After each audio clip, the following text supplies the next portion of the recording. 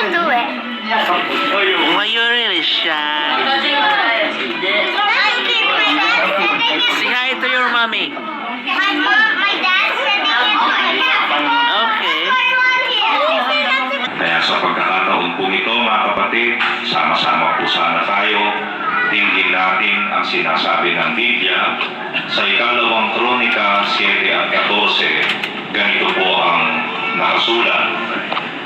Kung ang aking bayan na tinatawag sa pamamagitan ng aking pangalan ay magpakumbaba at dumalangin at hanapin ang aking mukha at talikuran ang kanilang masamang mga lakad, akin ngang didinghin sa langit at ipatatawad ko ang kanilang kasalanan at pagagalingin ko ang kanilang lupain.